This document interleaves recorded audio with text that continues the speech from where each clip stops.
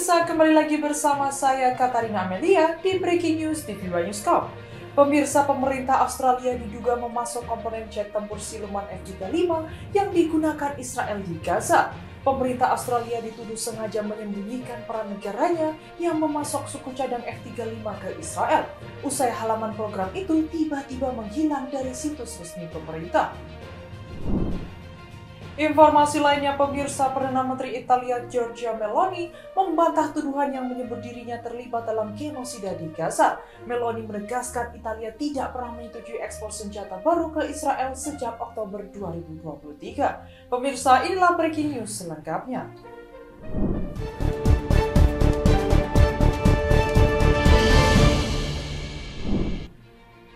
Presiden Amerika Serikat Donald Trump menyebut proses perdamaian di Gaza kini berada di titik yang sangat dekat dengan hasil dan percaya peran Amerika Serikat akan menjadi kunci dalam meredakan konflik di Timur Tengah.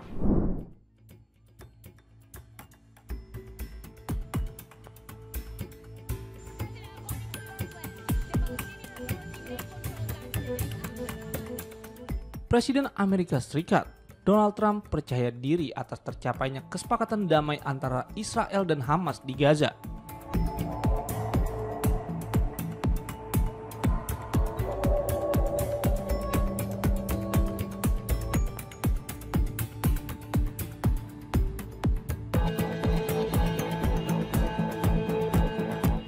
Hal tersebut ia sampaikan dalam konferensi pers di Gedung Putih pada Rabu 8 Oktober 2025. Saat mendampingi Perdana Menteri Kanada Mark Carney.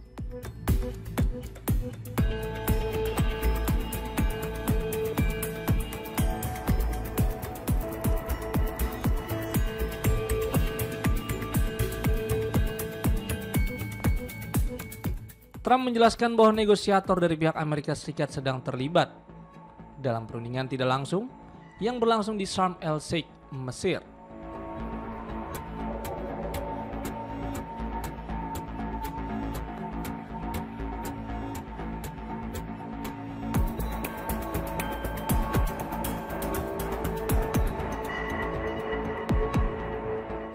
Hal itu bertepatan dengan peringatan 2 tahun serangan 7 Oktober.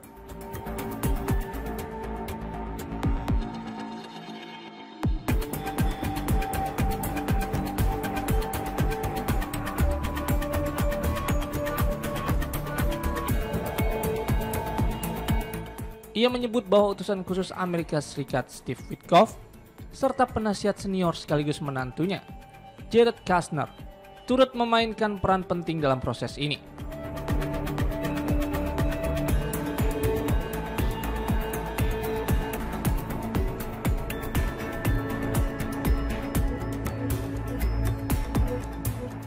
Menurut Trump, Amerika Serikat akan melakukan berbagai cara untuk memastikan kesepakatan damai agar segera terlaksana jika kedua belah pihak menyetujui gencatan senjata.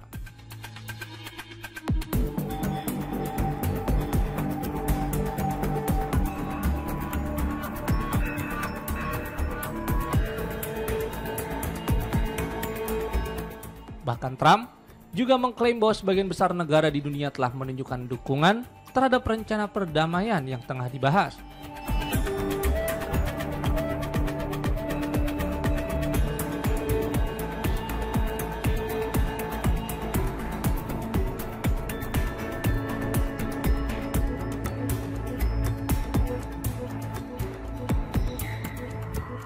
Rencana tersebut mengacu pada usulan 20 poin yang disampaikan oleh pemerintah Amerika Serikat pada bulan lalu.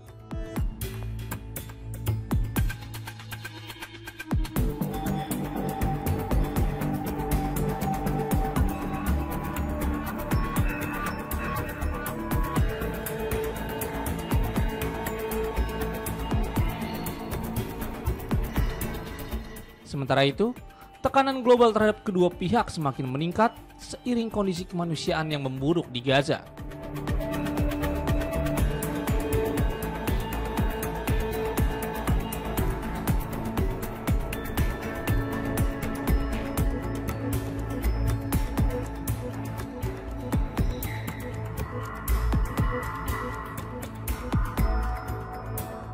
Sebagian besar wilayah dilaporkan hancur Bahkan PBB juga menyatakan adanya bencana kelaparan di sana.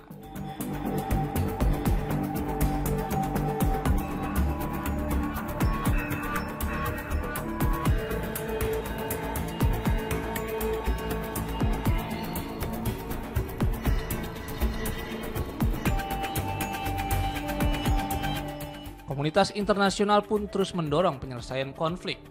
Meski tuduhan pelanggaran hak asasi manusia terhadap kedua pihak juga terus bermunculan.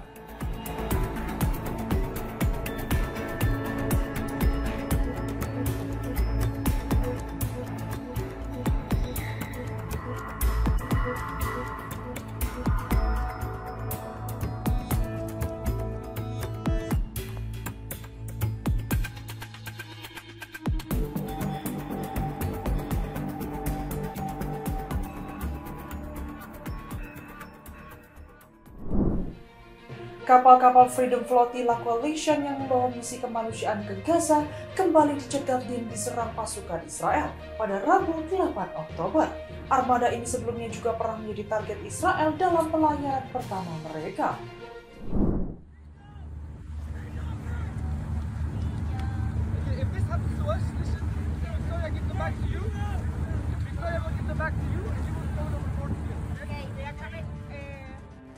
Kapal-kapal Freedom Flotilla Coalition yang membawa misi kemanusiaan ke Gaza kembali dicegat dan diserang pasukan Israel pada Rabu 8 Oktober.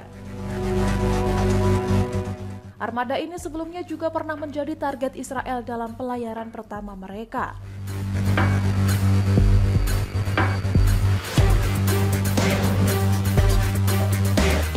Global Sumut Flotilla menyebut kapal dicegat ketika berada 220 km dari lepas pantai Gaza.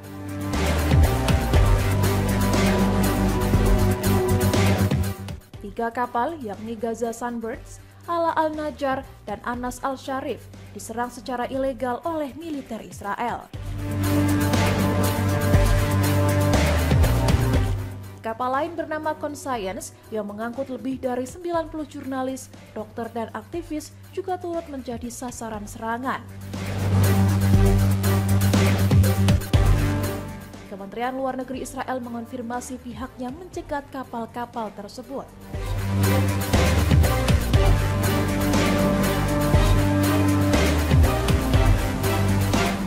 Mereka menyebut upaya itu adalah untuk menghentikan percobaan menembus blokade laut yang dianggap sah.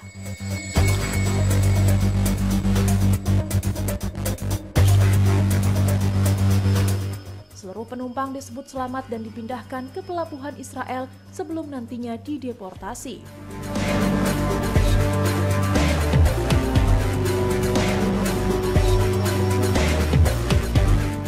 Freedom Flotilla Coalition menegaskan kapal membawa bantuan kemanusiaan senilai lebih dari $110.000 Amerika Serikat berupa obat-obatan, peralatan medis, dan pasokan nutrisi untuk rumah sakit di Gaza.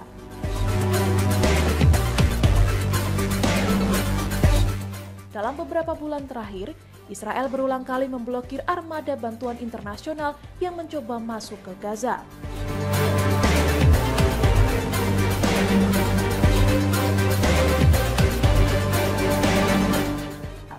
Pekan lalu, armada Global Sumut Flotilla berisi 42 kapal dan hampir 500 relawan juga dihentikan, dengan para relawan diculik dan kemudian dideportasi.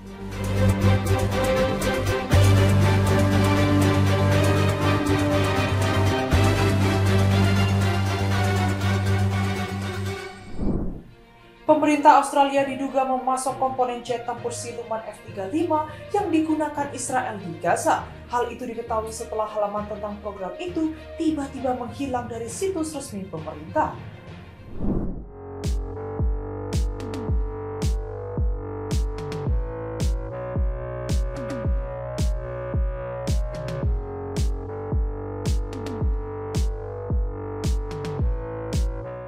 Pemerintah Australia diduga memasok komponen jet tempur siluman F-35 yang digunakan Israel di Gaza.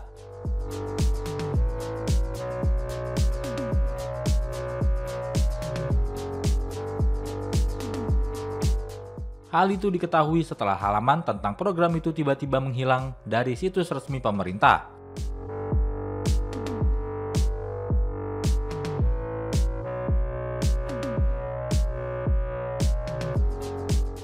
Pemerintah Australia dituduh sengaja menyembunyikan peran negaranya yang memasok suku cadang F-35 ke Israel.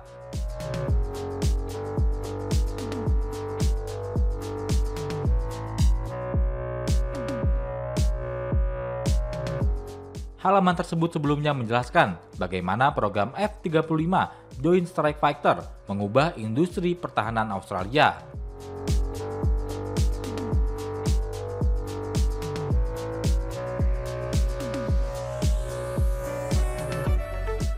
Lengkap dengan grafik interaktif yang menampilkan suku cadang buatan lokal dari sistem kendali penerbangan hingga komponen mesin yang digunakan untuk merakit jet tempur paling canggih buatan Lockheed Martin itu.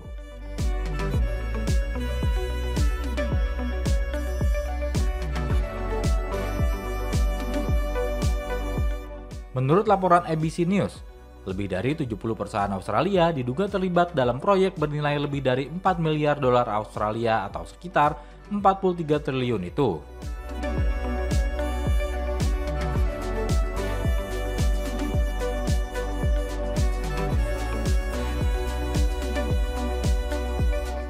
Namun sejak akhir 2023, seluruh informasi itu menghilang. Saat ditanya penyebabnya, Departemen Pertahanan tidak memberikan jawaban.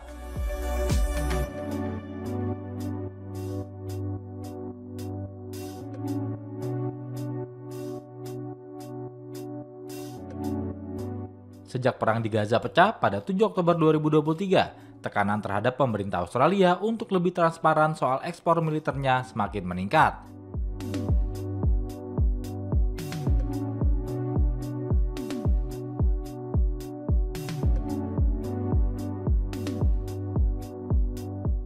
Diketahui, Australia merupakan salah satu mitra utama Amerika Serikat dalam program jet tempur itu, yang juga digunakan oleh Israel.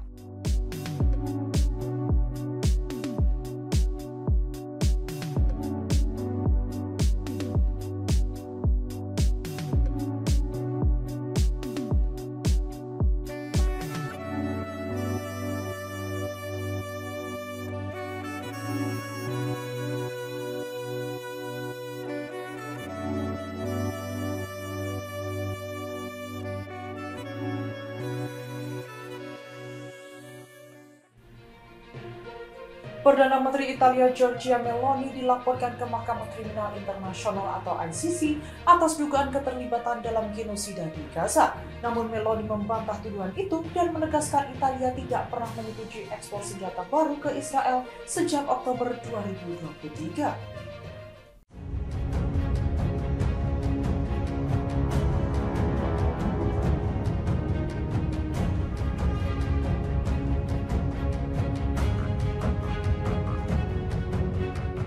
Perdana Menteri Italia Giorgia Meloni bersama dua anggota kabinetnya dilaporkan ke Mahkamah Kriminal Internasional atau ICC.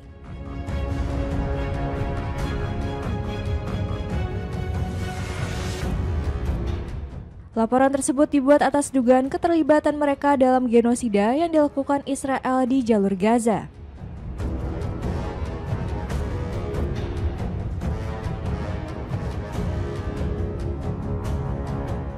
Dalam sebuah wawancara yang dikutip Reuters, Meloni menyebut Menteri Pertahanan Guido Crosetto dan Menteri Luar Negeri Antonio Tajani juga termasuk dalam laporan tersebut.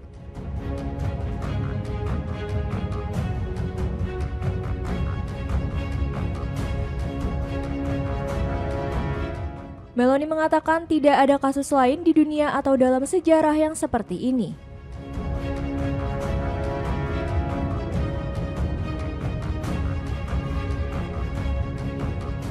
Akan tetapi, ia tidak menjelaskan secara rinci siapa pihak yang melayangkan laporan terkait dirinya ke ICC.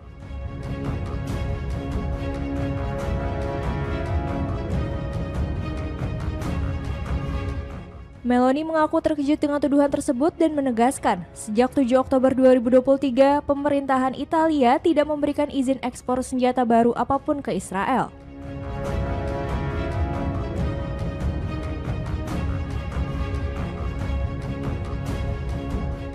Sementara itu, gelombang protes besar melanda sejumlah kota di Italia selama sepekan terakhir.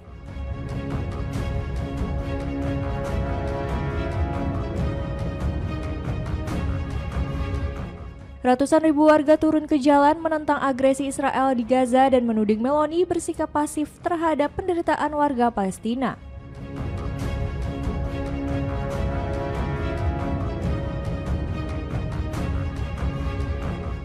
Meski pemerintahan sayap kanan yang dipimpin Meloni dikenal sebagai sekutu dekat Israel, Roma juga telah menyuarakan kritik atas tindakan militer Israel di Gaza.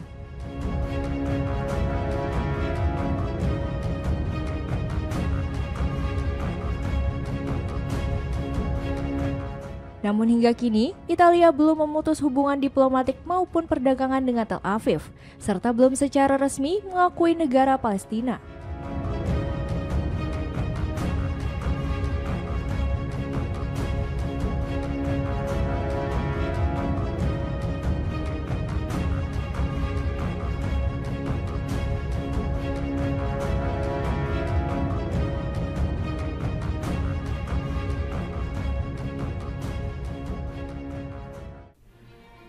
Amerika Serikat telah menyalurkan bantuan militer senilai 21,7 miliar US dollar atau sekitar 360 triliun rupiah kepada Israel selama 2 tahun konflik di Gaza.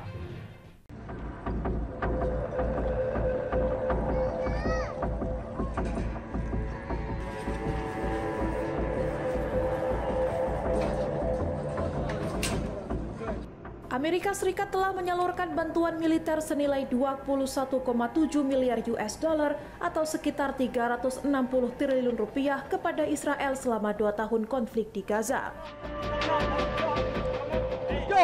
Data ini bersumber dari laporan proyek Cost of War di Watson School of International and Public Affairs, Brown University. Laporan tersebut dirilis pada Selasa, bertepatan dengan 2 tahun serangan Hamas ke Israel pada 7 Oktober 2023 yang menewaskan 1.200 orang dan menyandra 250 lainnya. Sejak saat itu, Israel melancarkan serangan udara dan darat di Gaza yang menurut otoritas kesehatan Palestina menewaskan lebih dari 67.000 orang serta melukai hampir 170.000 lainnya. Selain itu, Pentagon juga mengeluarkan tambahan 9,65 hingga 12,07 miliar US dollar untuk operasi militer mendukung Israel di Yaman dan kawasan Timur Tengah lain.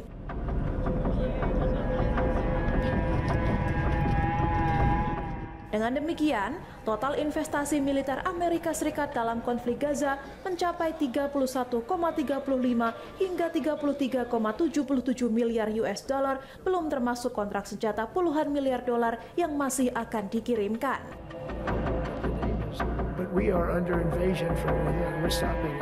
Senjata Amerika Serikat mulai dari pesawat tempur, helikopter, rudal hingga bom disebut menjadi tulang punggung operasi militer Israel di Gaza, tepi barat dan sekitarnya.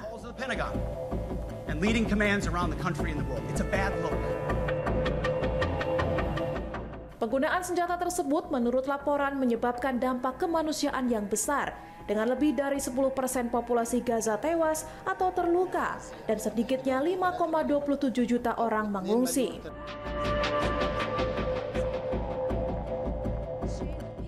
Pekan lalu, Presiden Amerika Serikat Donald Trump mengusulkan kesepakatan pertukaran tahanan antara Israel dan Hamas yang dinilainya bisa membuka jalan menuju akhir konflik.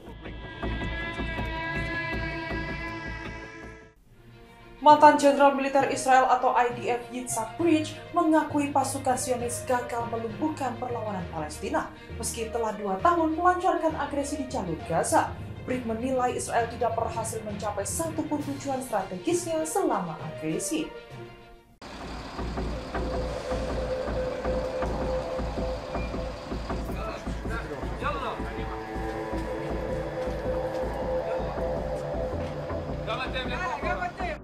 Mantan Jenderal Militer Israel IDF, Yitzhak Brig, mengakui pasukan Zionis gagal melumpuhkan perlawanan Palestina meski telah 2 tahun melancarkan agresi di jalur Gaza.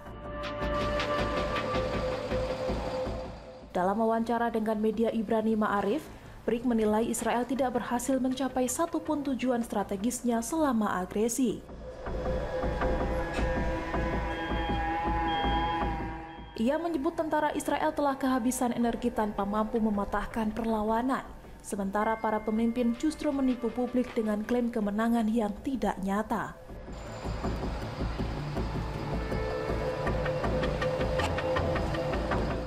Brig menegaskan tujuan utama Israel, seperti menghancurkan Hamas, memulihkan pencegahan dan mengamankan permukiman perbatasan tidak tercapai. Menurutnya, militer Israel hanya mampu menghancurkan sekitar 20% jaringan terowongan Hamas.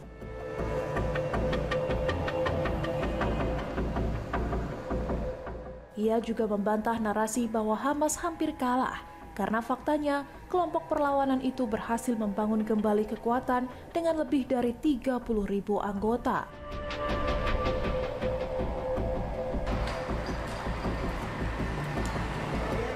Brig mengkritik ketergantungan Israel pada serangan udara, karena menurutnya kemenangan tidak mungkin diraih hanya lewat kekuatan udara.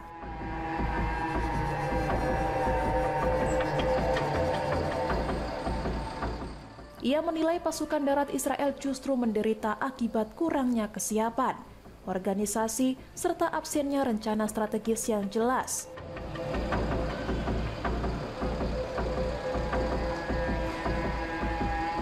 Sejak agresi dimulai pada Oktober 2023, lebih dari 67.000 warga Palestina, termasuk anak-anak, tenaga medis, dan jurnalis telah tewas.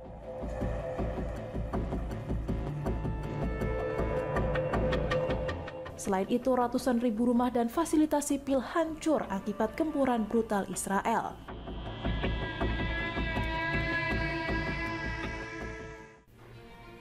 Dua orang dilaporkan tewas dalam serangan udara Israel di Lebanon Selatan pada Senin 6 Oktober, termasuk seorang komandan senior Hizbullah. Militer Israel menyebut target utamanya adalah Hassan Atwi, tokoh penting di unit pertahanan udara Hizbullah.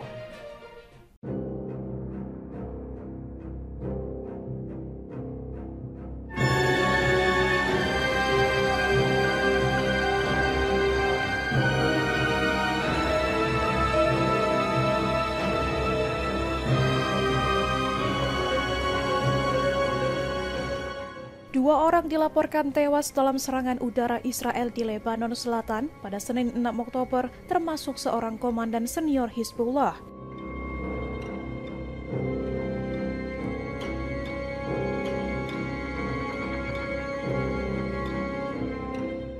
Militer Israel menyebut target utama adalah Hassan Atwi, tokoh penting di unit pertahanan udara Hizbullah.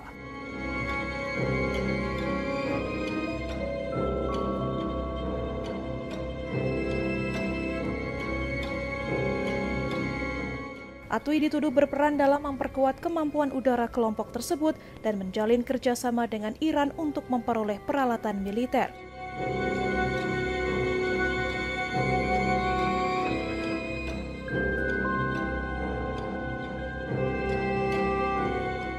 Menurut laporan kantor berita nasional Lebanon, Atwi tewas bersama istrinya Zainab Raslan ketika mobil mereka diserang drone Israel di Zeblin, distrik Nabatiyeh.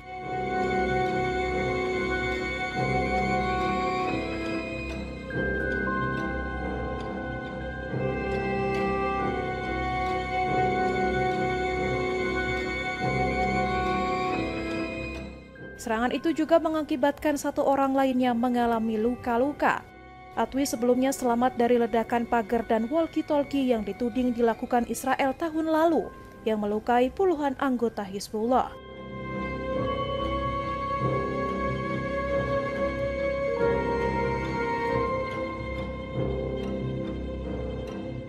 Selain di Nabatiyeh, Israel juga melancarkan serangan ke kompleks pelatihan militer Hizbullah di wilayah Beka, serta dua serangan udara tambahan di Provinsi Hermel.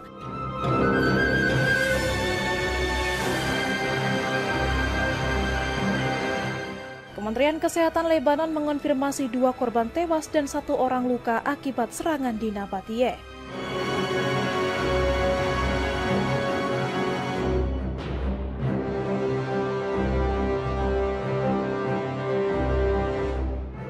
Aksi militer ini kembali memicu ketegangan lintas perbatasan, meski Israel dan Hizbullah telah menyepakati gencatan senjata sejak November 2024.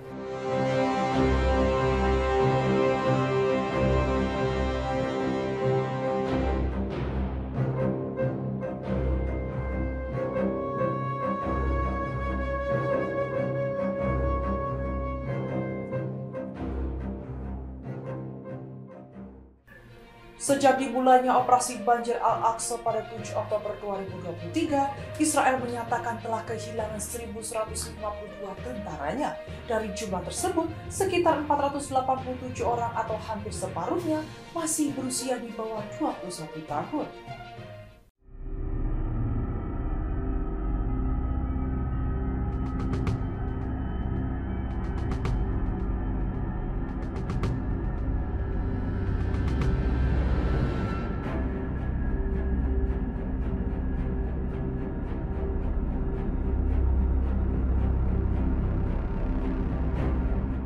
Sejak dimulainya operasi Al-Aqsa pada 7 Oktober 2023, Israel menyatakan telah kehilangan 1.152 tentaranya.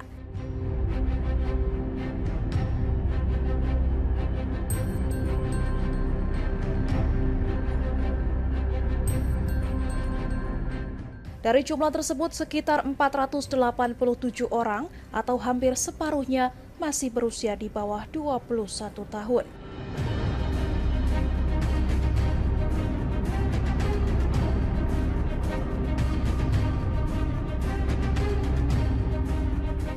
Sebanyak 141 korban berasal dari kelompok usia di atas 40 tahun.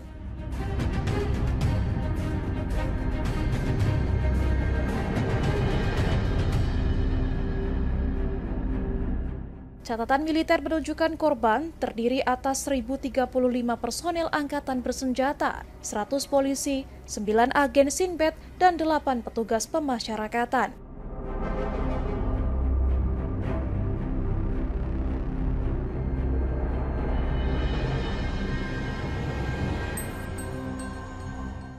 Radio Angkatan Darat Israel merinci korban jiwa mencakup 487 prajurit di bawah 21 tahun, 337 berusia 22 hingga 30 tahun, 187 berusia 31 hingga 40 tahun, dan 141 di atas 41 tahun.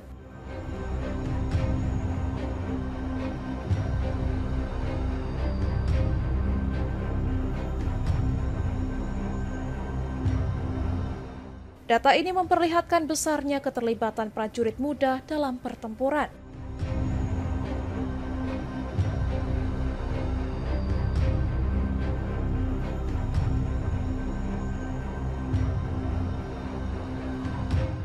Jumlah korban yang tinggi menimbulkan dampak sosial luas di dalam negeri.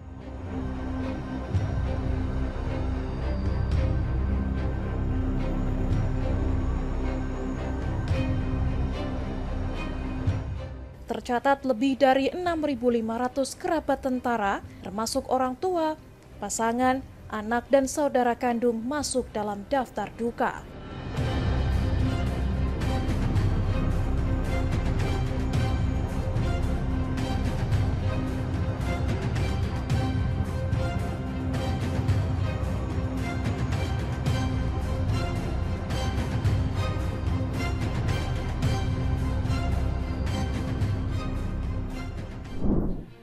Demikian informasi yang dapat kami sampaikan pemirsa. Terima kasih telah bergabung bersama kami. Saya Katarina Amelia dan seluruh tim yang bertugas mengucapkan sampai jumpa di Breaking News TV One Newscom berikutnya.